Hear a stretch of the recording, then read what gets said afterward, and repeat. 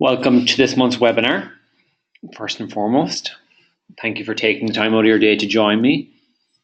So today's webinar is going to be about managing resources and basically some bits and pieces from the admin console that you may encounter on a frequent basis as the administrator for your account.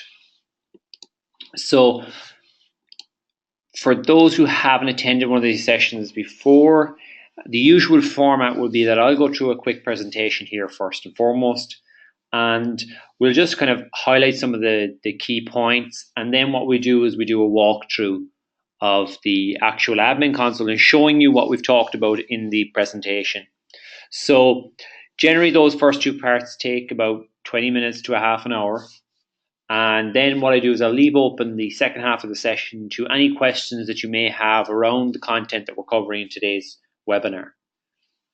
If there are any other questions that you may have that are loosely based around today's webinar or some issues you may be having, we will get to them if there's time left over, or else we'll try and get to them offline.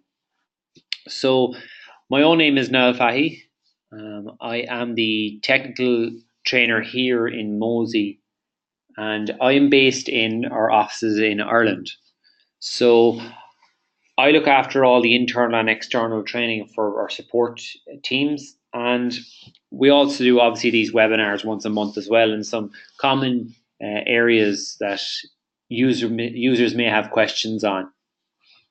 So what we're going to look at today is just managing users, devices, and the resources that we have in the account. So what we're really seeing is, for the most part, is we're looking at how do I go about my day-to-day stuff within the admin console? What do I need to be able to do as the administrator?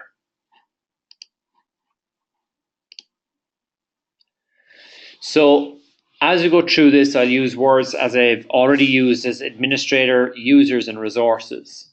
When I talk about an administrator, I mean somebody who's set up as a root administrator or a sub-administrator for an account. These are generally the people who are responsible for looking after the Mozy implementation throughout their organization. Or, sometimes it's just the person who pays the bills in a small to medium-sized business. A user, when I'm talking about a user, I'm talking about the individual who has the software installed on their machine. So the person who you set up for an account and they install it on their laptop or their desktop, and they run backups to our cloud. So slight differences. An administrator can be a user as well, but just in areas where I'm talking specifically about one or the other, I will highlight it. Resources, then, what I'm talking about here basically is the storage quota that you have available to you in order to back up information from your machine to our cloud. We have two user types then. So as I mentioned, with the users, they're the people who are installing the software on their computers. We do then have two different user types. So there's a desktop user and there's a server user. So a desktop user can only back up desktop operating systems. So that's your Windows XP, Windows 7, Windows 8, Windows 10, these type of operating systems. Okay, and then server users can back up server operating systems. Okay, and they can also back up desktop operating systems. So if you're backing up a server operating system like Microsoft Exchange or Microsoft Server 2012 or 2008, then you would use a server user type to install the software on that user. If you were to use a desktop user and try and install the software on a server operating system, you'll get an error. Whereas you can use a server user on both desktop operating systems and server operating systems. There are slight differences in both. There's one or two very small differences between a server user and what they can see in the client as opposed to what a desktop user can. And most of it is in and around the kind of features that you would be using or seeing in a server operating system. And that's covered in a separate session. And you can see that on support.mozy.com. You can see in there some tutorials, and you'll see some of our previous webinars also. So the devices, so I used the term resources and devices. So basically devices are just the computers that our users are backing up. So be it a laptop, a desktop, or a server, these are termed devices within the administration console. So a user can have multiple devices, generally up to around 20 would be kind of the limit we would look at for having an individual user having so many devices. But a user can have multiple devices underneath the one email address.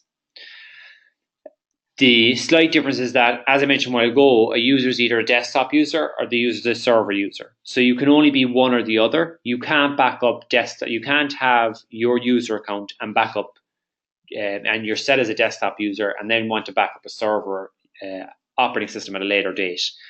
If that's the scenario, you would have to set up a different user for that server operating system, or else set up your user when you go to set them up as a server user. So, as I mentioned, resources are the storage quota that we have for your account. So, storage quota in the Mozy Pro instance is shared storage. So that means that you can actually share that storage amongst all the users in your account. So it's a shared pool of storage that everybody pulls from. You can, however, if you want to make sure that some users are not being heavy users, whereas other users are not getting much resources, you can set limits at the user level or at the device level. So we'll look at that in a moment. And we're also looking at how you can change your plan, how you can check your billing, and how you can view your invoices. So we're going to go through a demonstration now. Just give me just 1 second. I'll pull up my admin console account.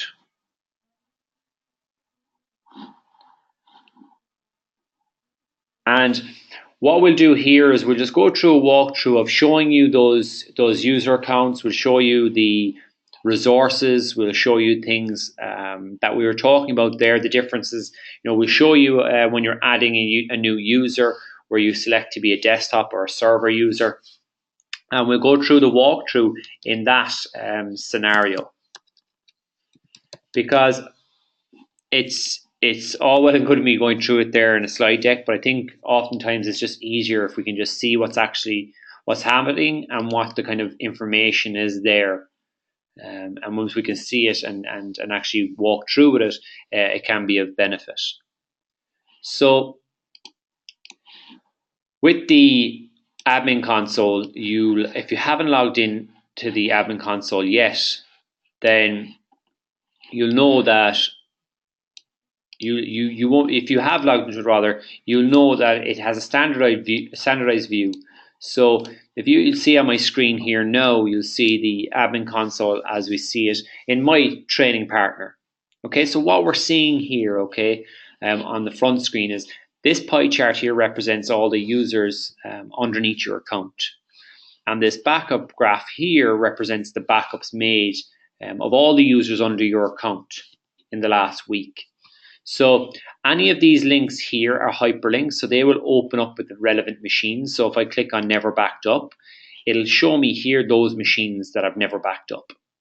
Okay, now only 2 of these here are actual backup clients. The others are sync. So sync, if you do have that enabled on your account, if you are using our sync software, then sync will never show as running a backup because it actually doesn't run a backup. It syncs the software, it syncs your files and folders amongst different machines. So it never actually, although your files go in there and they are put up into the cloud and they are pushed back out and replicated on other machines, it's not actually an official backup.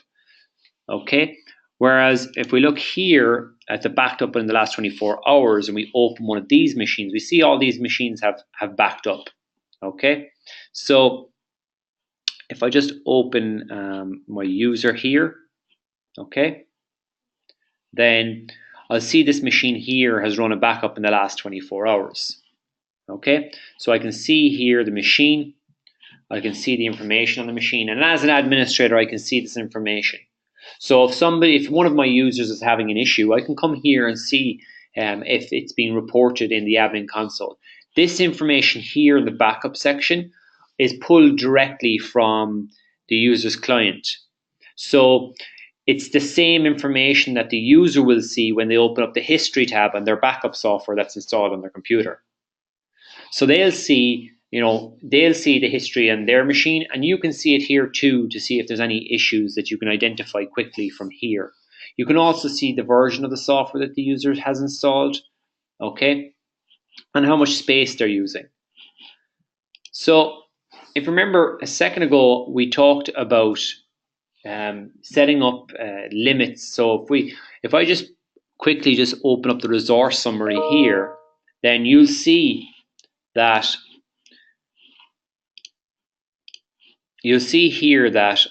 my storage is shown here in a pie chart. You'll see that I have 6.9 gigabytes available, and I have 103 gigabytes used. Okay, so that basically is my storage pool, and all the users that are underneath my account are pulling from that. There's no way from here to say I only want particular users to use certain amounts. That is done at the user level. So we'll show that now. So we'll open up list users. We'll open back up my user. And if we want to ensure that a particular user is limited to how much storage they can use from the shared pool of storage, then we can set a user storage limit, as I've done here on my user. So the user storage limit, basically all that does is it gives an upward limit of how much storage that this user can use. Now, this storage is still being pulled from the shared pool. So if, for example, at the moment I have nearly 24 gigabytes used on this user, and I've set a limit of 35 gigabytes, so there's about 11 gigabytes available still to me to use. I'm not guaranteed this 11 gigabytes because this is still coming from the shared pool. If the shared pool is depleted, then I'm not going to be able to pull any more storage. All this storage limit does is puts a cap on how much storage I could potentially use.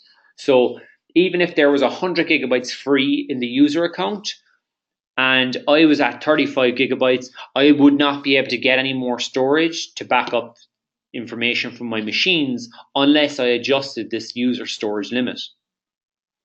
And that's easily done. I can edit it here or I can remove it. If I edit it here and I click in, I can adjust it from here. Okay, at the moment I don't have very much free storage space on the account, so it's only giving me a maximum amount. It'll give me a minimum amount and a maximum amount of how much actually I can limit the user. If that is a case where you want to limit the particular user, you can do that. If it's a scenario where you just want to limit the particular device, maybe there's just one device under the user's account that is particularly heavy on usage, then you can come in here and set a device storage limit. That will limit the individual device from using too much data. Okay, so that will limit the individual device from backing up more and using more resources than any other machines on the account. When I use this user storage limit here at 35 gigabytes, that is applying to all of the machines and devices that I have underneath my account, including my sync container.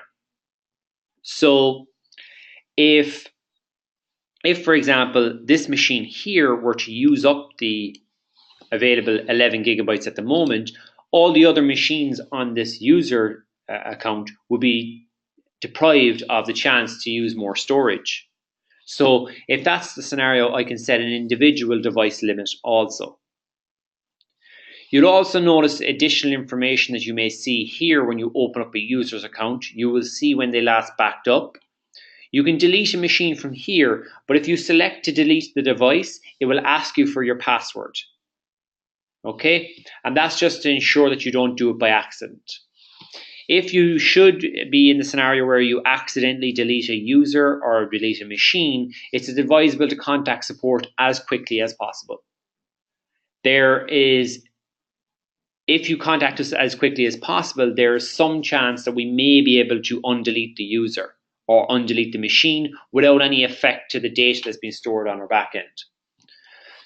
If you wish to restore files for a particular user, again, when you open up their user account here, this folder here will bring up the restores window. Okay, and once that is opened up, you can begin to create a restore for that individual user.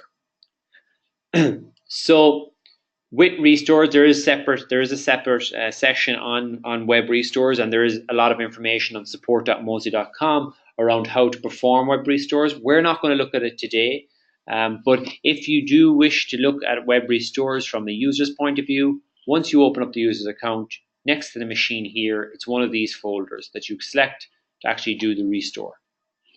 You can also edit the amount of devices you want to give to a user, how many devices you want the user to back up.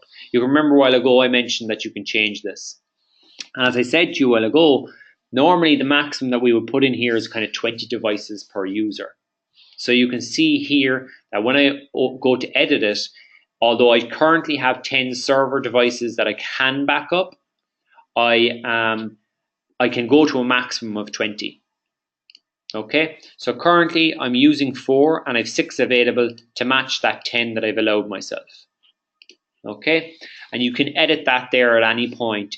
If you create a user that is and you only assign them one device at the start, you can come in at a later date and edit that. Note, however, that it is only server. Here, for other users, it may be desktop. And you either, as I mentioned a while ago, you're either a server user or you're a desktop user. So that's how you go about limiting a user or limiting a device if you wanted to make sure that that individual is not pulling too many resources from the shared pool of storage so that everybody's getting a share crack of the whip, if you want for better usage of a term, that they're getting a fair shot at the storage of a space that's available to the account. So if you wish to, if we're going to go back here to the quick link section to where it says resource summary, and underneath that you'll have the options to change plan, you have billing information, billing history, and you've changed payment information. You also have the link to download the software. Okay, so starting here with the change plan section, if for any reason you should hit maybe your resource limit and you have no more resources left and you want to increase your resources, you can do so from here. If it's a scenario where you have a load of excess resources and you want to return some, you also would do it in here. Okay, so all you would do in this scenario is that you would come in here and you would just adjust it as you see necessary. Okay, so as you notice, the submit button here doesn't go, it is not clickable when it's the standard, when you haven't changed anything. As soon as you change the plan, you have the ability to submit that. Okay, so you have additional options for your change plan option there. If you have a server plan, then this is the add-on here. You can change that from here. Do you want the server plan or not? And there is additional charge to the server plan. Okay, so that's where you go. You'll notice here as well that this box here will change if you adjust the resources. So if you go to 250, you'll notice here it will tell you what your current plan is, how much you're using, what the change is, and what the updated plan would be. And then you can hit submit. Okay. Your billing information then gives actually the breakdown of the account status, when your next renewal is, the date of your next renewal, the amount of your next renewal, and what payment type you will be. It then gives a breakdown of what the actual price or the amount is. So what you're actually purchasing for that amount. Your billing history then will give you your invoice details. So you can choose to actually sign up to get these emailed to you whenever a new invoice is created. If you don't want that to happen, often users don't like to be receiving an email with every invoice that's being created on their account. That it is always available here in the admin console. So we're just coming to billing history, and it will give you a listing of all of your invoices here on the account of when they were renewed. You'll notice because this is an internal training account, I'm actually I'm not paying anything for it. Well, they're not charging me as of yet, thankfully. So here, normally when you click on one of these links here, it'll open up the invoice for you. So when I set up the account before, I do have one invoice. So it will give you an invoice like this, and I will give you the information about the account. Obviously your information here, the total amount, and then it will give you a breakdown of the bill. Okay, so it will give you the breakdown here in terms of the storage bundle that you're signed up to, and if you have a server add-on, it will give it there, and then it will give you a breakdown here. It will give you the full addition of the price, and it will give you a total amount due. Okay, so those invoices are always available to you there under the billing history at any point. If you need to update or change your payment information, you can do so here. You would update your billing address and your billing information, and you can also update the credit card from this section as well if you're paying using your credit card. And that will just come up underneath this box here that you're seeing on screen, and it will just give you additional options there to fill in credit card details if you're paying by credit card. Downloading the Mozy client, here you will get a listing of all the available Mozy clients to your users, and if you wish to, if a user, for example, was looking for the download link for the software, they would get it in the initial email they get to actually set up their account. But if they've lost that email for any reason, or they're maybe installing on a new machine, you can just come in here and copy the link address here and send it to them. And once they click on that, they will download the software. Okay, so finally, I just wanted to show you real quick is just adding a new user. So again, we just click on Add New User. And when we're going through the Add New User process, you will be asked here in terms of define the profile, what type of user. And as I mentioned, you will select either a server or a desktop user. Once you select here, this type of user is something that you cannot change after the fact. So once you select one or the other, that is what the user is set up for. If you're setting up a user that may in the future back up a server user or a server operating system, then it may be worthwhile to select the server user for now. Okay, because you pay an additional price for server users. And it's not limited to, the charge is a fixed charge, so you can have as many server users as you want. So if you do have them available to you, if you're unsure and you think somebody may be using a server or backing up a server operating system going forward, then it may be worthwhile to actually include that from the get-go. Here you can set the storage limit straight off the bat if you want. If you want to go from the start and have a storage limit for the user, you can do it from here, or you can go afterwards once the user is set up, as I showed you a while ago. When you open up the user's account, when you search for the user, when you search here and search list users, and you then make the adjustment. Okay, so if I just open up the user here, you can make the adjustment here or the device storage here. But if you want to, when you're setting up, you can also do it here. I also showed you how you could increase the amount of devices a user can choose to back up from here. But you can also do that when you're actually installing, when you're adding the user. You can decide here how many devices you want to allow them to back up. If you know that they have 2 or 3, say they have a desktop machine and they have a laptop, and you want to back up them both, then you would allow the user to have 2 devices. If the user had more machines, obviously you can get, or more computers, you could give them more devices to allow them to back them up. Okay. And if you do have sync enabled on your account, if you're using the sync software, then you just click the option here to enable sync on the user's account. That will allow the user to use the synchronization software. Again, that can be changed at a later date if you don't send it, or if you don't enable it at the time, you can enable it from here as well at a later date. Finally, once you've that the profile defined here, you then would input the information here. Okay, you would input the user's name, so you put in the user's name, and then you would input their email address. Okay,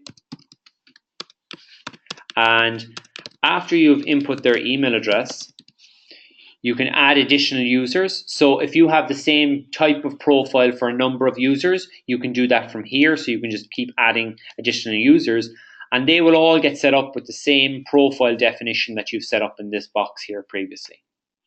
Once you're happy, you will then just add the users, and as long as this box is ticked, they will get an email to them welcoming them to the Mozy software and telling them that the administrator has set them up with a backup account, and that they can download the software from here and they can go ahead and install it. So that's how the addition of the users come about. And that's really the end of the walkthrough that we have for today. So if there are any questions that you may have around the admin console and things we've just looked at right in the last few minutes, then please do just reach out in the questions section in the presentation software, and I will get to those questions as quickly as possible. If you do not have any questions, I do thank you for taking the time to join us here today. It is very much appreciated. I know everybody has a lot of things they need to be doing during the day. We all have our to-do lists to get jobs done during the day, so I really do appreciate the time for joining me here today. And if you don't have any questions, do feel free to leave the session, and I will be hosting this session on the support.mozy.com website once we have it edited and ready to go. We will host it up there along with all of our other webinars, and you can go back there and check in on those at any stage. So you will find them in support.mozy.com. So I'll just show you there real quick where you might find them. And we will be again holding a session in the end of March, and in that session we're actually going to go through a walkthrough. It's kind of similar to what we've done in the today session, but the main difference is I'll be going through a full walkthrough of the information and I suppose the steps that you may encounter as a new Mozy sign up. So how do you go about adding users? How do you go about setting up the resources? How do you go about contacting support? How do you go about using the support website that we see here in front of us?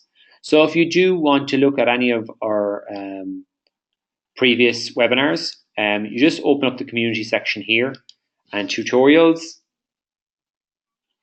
And underneath tutorials here, you will see the webinar. You also have additional tutorials for the admin console, the Linux client, Mac and Windows clients.